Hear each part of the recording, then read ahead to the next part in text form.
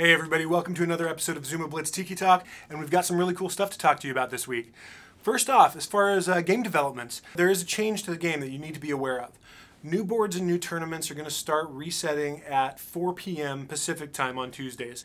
This is just to make sure that us here in Seattle are actually awake and around when we do the tournament switchovers, make sure everything runs as smoothly as possible for you guys.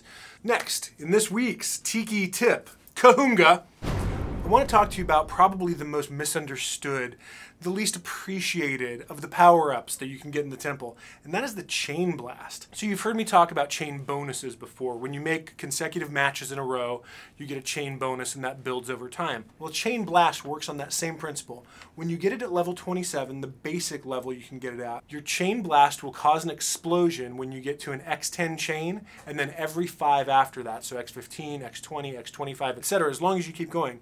And you know, if your chain resets, that starts all over again as well. Now this power-up can get upgraded. At level 56 you go to Super Chain, which makes it happen more quickly. It starts at X9 and then happens every 4 after that. So X9, X13, X17. And then at level 75 you get Mega Chain, which is the same frequency as Super Chain, but it's a larger blast radius, so it takes out a bigger area of the board. Now where these can be really handy is in tight boards with multi-layer tracks where it gets kind of deep.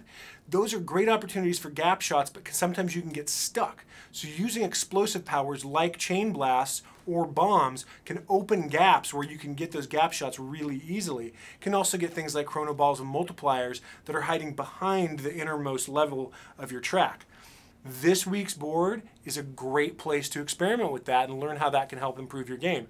As you can see, it's kind of this crazy face. It doesn't even have a name yet. We're still working on that internally. But it's a dual rollout, 2 totally separate rollouts. They're both very long and they go 3 layers deep, as you can see. So this is a great board to make a lot of matches really quickly because the rollouts are so long. But using something like a chain blast or a tiki bomb is going to help open up those opportunities for gaps that are going to let you get big scores. You can even get double and triple gaps in here without too much difficulty, and those are worth lots and lots of points. So try those out. Try experimenting around with the powers you use, but try some explosives if you're not used to them, and I think you'll see some positive results if you think about it that way.